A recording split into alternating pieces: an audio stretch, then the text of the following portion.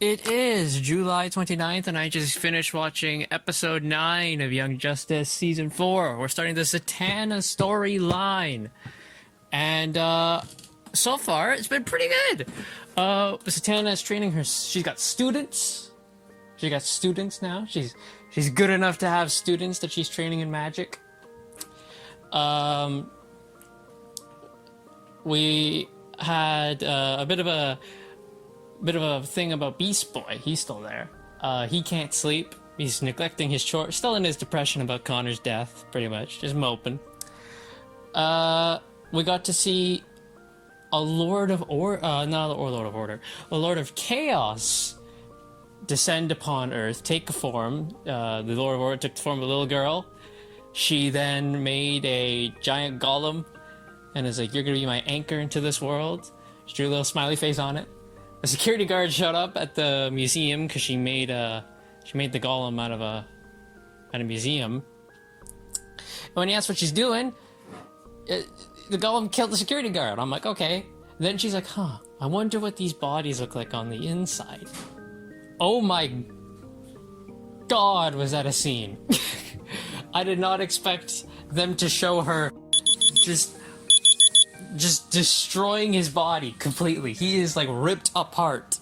Yeah, they showed that she took him apart piece by piece and like anatomied him. You see his face is on the wall. His skeleton is like expanded out. It's just, I legitimately just went, oh my god, out loud. Because I just couldn't believe they actually did that. So Zatanna, she obviously feels the whole Lord of Chaos descending, so she tries to figure out what it is. She meets a person called Madame Xanadu from Season 1 of Young Justice. Callback, she's the fake seer from the Dr. Fate episode. And, you know, after discovering actual magic, she wanted to become an actual seer, so she became an actual seer. So Madame Xanadu sends them into where she felt the presence of the Lord of Chaos, which is the museum, which is where they meet Clarion the Witch Boy, who also felt the presence. They have a big brawl, Clarion's winning, but then he is summoned, it seems, by the other Chaos girl thing, and he leaves because he's like, I wanted to kill you, but I got other things to do now. And then we had a bit of a flashback of Vandal Savage back before he was Vandal Savage, and he had a village of metahumans that he kept safe, but then the village was slaughtered by who? By Clarion. And they showed that for 300 days, I think is what they said, Clarion killed Vandal 300 different ways until he was like, okay, I'm intrigued with you now. So that was the episode. It was real good. I enjoyed it. Interesting story arc. I'm assuming that we're just gonna, this is the magic arc, obviously. And yeah, I'm really intrigued to delve more into some DC magic. So overall, I'm gonna give this episode an 8 out of 10. Really strong start, and it has a lot of intrigue with me about where we're gonna go with this. And we also got to see, by the way, who Zatanna's students are. There's 13. There's some guy I don't know and I don't care about. And Mary Marvel, Sergeant Marvel is what she was called in this universe. So they're her students. We also get the person telling the story of Vandal Savage and Clarion is Phantom Stranger, who is, of course, he's the opposite of Spectre, you know. They turned Phantom Stranger black because why? No reason, just they did it. It's an observation I have to make, you know. The guy's voice is cool though, so that's a plus. At least he has a cool voice. And that's gonna do it. So again, I will give this episode an 8 out of 10. Really strong start. So the date is August 3rd. It's August 3rd, and I'm just now watching the second episode of the Zatanna arc. I've been slacking. I've been slacking. So this episode we see Phantom Stranger. He sends Zatanna to Clarion and his sister, whose name I don't know. and she watches them fight, and they have a big fight scene. She's kicking his ass. She pretty much tells him, I have all the Lords of Chaos backing me in this fight against you. And that's pretty much what happens. She wipes the floor with him. So Zatanna's students are like, hey, where'd you send our teacher? And he goes, I sent her to the conflict. I will send you to get help. And he sends them to Jason Blood, who, of course, as we know, is the demon Etrigan. We actually get to see him. So Etrigan and the students all get transported to the battle, where Etrigan tries to defeat Clarion's sister, but can't do it because she's just so powerful. She ends up, Clarion's sister, ends up flattening him under the world. He, of course, breaks out of it and flees. And then Zatanna, when she reconvenes with her students, and Jason Blood and Phantom Stranger is like, well, we're gonna need a lot more help if we're gonna stop this oncoming, Lords of Chaos war that's happening. And then the rest of the episode, we actually get to see M'gann again. Her and her sister have a bit of a fight, and it ends up with M'gann actually opening up to her sister. So that's nice. They've been going for 3 weeks, apparently, still. Oh my gosh. I would go crazy. And then we had a bit of backstory told, again, about Vandal Savage. He and his grandson, who was an immortal like him, made Atlantis. They're the founders of Atlantis. They made Atlantis, and, it was on top of the world like it should be, and the Vandal Savage goes, hey, you should sink the city, because that way some people's metagene will be activated, and they will be, they can do stuff underwater. And his grandson's like, hell no, because then I'll kill others.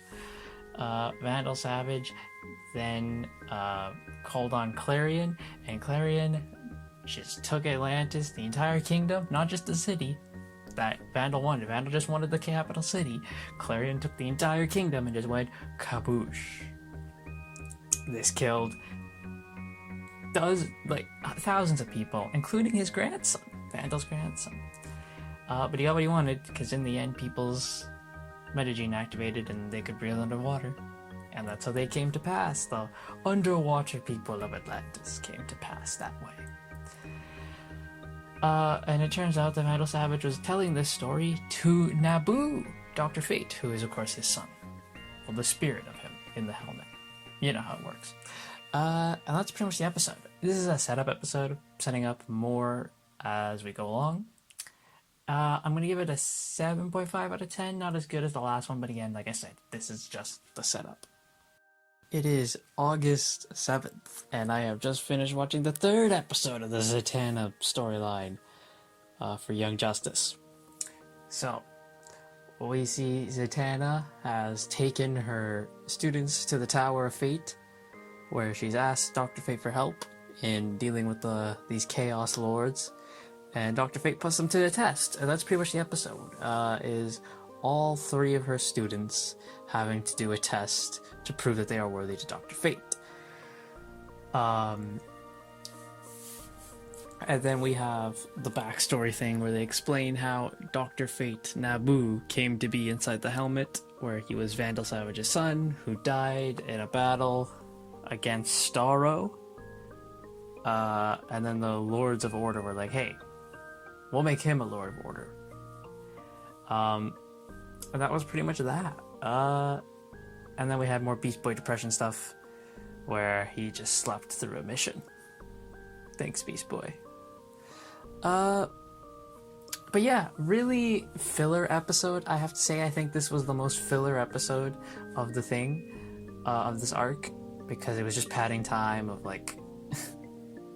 I mean, it's not super filler. It does go into the insecurities and the doubts that her students have, but really this was filler for the main story arc of we need to fight these Lords of Chaos. We did also get to see Clarion's little familiar, the cat, Tinkle, got killed. She's dead. The big golem that belongs to the other Lord of Chaos killed him. And Clarion just turned into a little little red ball and disappeared. He's gone now. He'll come back eventually, probably. I have no doubt. And yeah, we also had a scene where Zatara inside like the Dr. Fate helmet, where he tries to convince Naboo to listen to Zatanna and to trust her, and all that sort of stuff. And that was the episode. I have to say, very filler. It was still fine, but I mean, come on, man. They're just padding it out at this point. So I'll give this episode a 7 out of 10. Because again, it's not bad.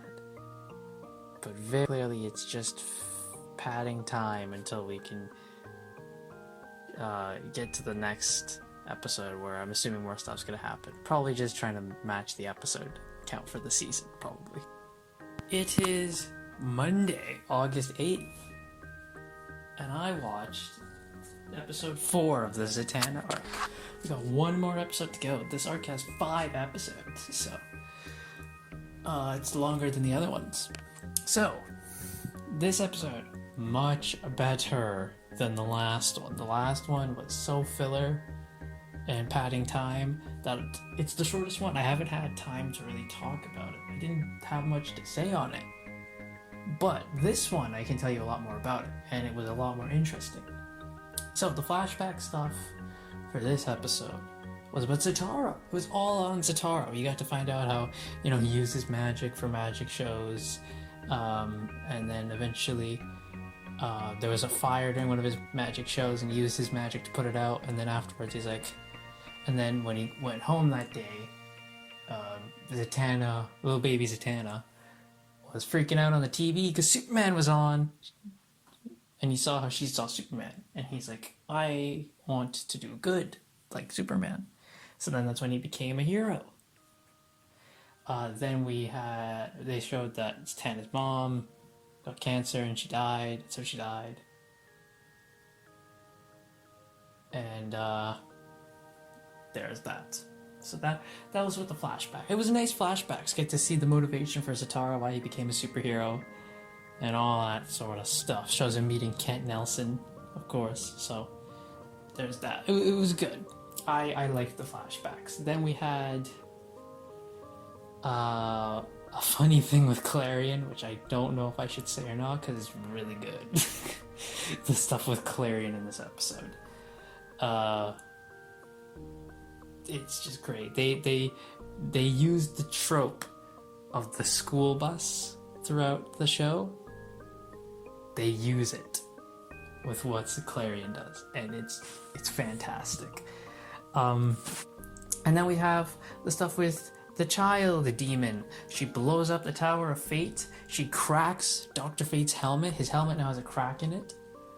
And Dr. Fate takes Sydney, where there's like a big fire in the sky and all that, and Phantom Stranger has called the League to help with the disasters that are coming across because of the demon child and all that.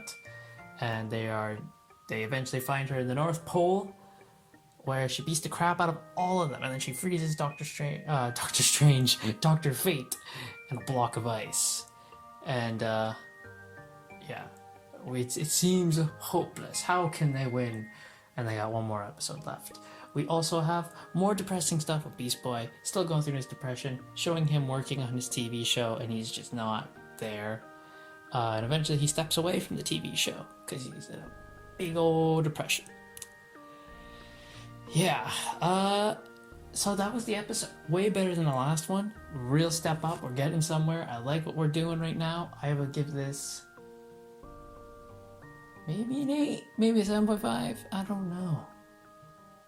I think I gave the last episode a 7. This one's definitely better than a 7. I would say 8. We'll go 8. It was solid. Nice, good episode. It was a solid episode. So yeah, I give the penultimate episode of the Zatanna arc an 8 out. I just watched the final episode of the Zatanna arc in Young Justice. It is August 10th as I record this. So, 5 episodes is what this arc was given, and I gotta say, I liked it. This was a good conclusion, I think. So what do we have? We had Zatanna and their students in Dr. Fate teamed up with Clarion, who he got a new body, he got a new cat. So they went after Child, the demon child, who was, trying to start more the fire in the sky, chaos stuff. And Child was kicking their butts. She was beating them up. They were losing.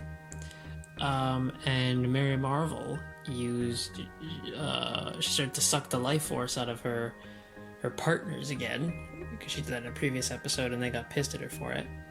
And she started to do it again to try and get more power to beat the big golem.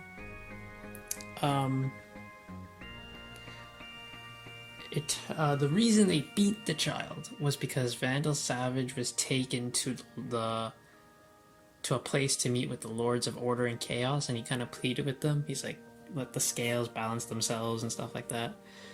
And then they agreed. They're like, okay, the Lords of Chaos will back off. We're not gonna send her back. We're gonna let that play as it is, but we're not gonna be powering her anymore. And because she got depowered, she was able to be beaten. They killed her golem, which was her anchor to the world. Tracy, she used her bad luck magic on it and broke it, which was good. And then Zatanna had a proposition for Dr. Fate, which was that Dr. Fate, the helmet,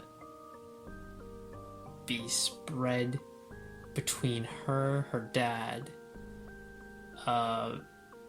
Tracy, and I forget his name, but he's Kent's nephew. It'd be like split between the 4 of them, and every week one of them will wear the helmet. And Fate agreed, shockingly enough. Not Mary Marvel. Because Zatanna says that she needs to learn more. This, of course, is stemming from her using the life force of her colleagues, and Mary got pissed and just went, just send me home. So I think Mary's she's probably gonna take a break from joining Zatanna and all that stuff. I mean, I would be if I was her. And then we got more Beast Boy Depression stuff, of course. He met with Perdita, of course. They actually show Perdita this time. And she's like, you don't return my calls, my texts, nothing. She sees all his pills that he's been taking. And she tells him, I won't be here. I'm not going to stand here to see you self-destruct. And Beast Boy goes, okay, there's the door. And so they break up, which sucks. But I know why they're doing what they're doing with Beast Boy. Obviously, depression, people handle depression in different ways. This is just his way of dealing with depression. And then we had... that was really it. Yeah, because then the other stuff was the Vandal Savage pleading with the Lords. So yeah, that was this. That was the Zatanna arc.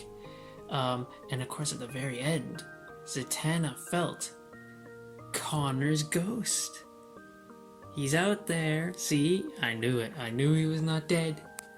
I knew he's still alive. So yeah, that's where this arc ended. Overall, it was fine. I think this will be the arc so far out of the 3 we've had. It's the weakest one, because I like the Mars stuff more than this, and I definitely like the Artemis stuff with the League of Assassins more than this. This is the weakest one. It's still good. I'm gonna still give it like an 8, because on the whole it's still nice, but it's the one out of the 3 so far I will be rewatching the least. And yeah, that's it. That's all I got. Overall, this episode I guess I saw that 8.5. It was a great episode. I loved it. And then the arc as a whole gets an 8 out of 10. And that's gonna do it. So join me next time as I do the next arc, which I think is Aqualad. So join me for that.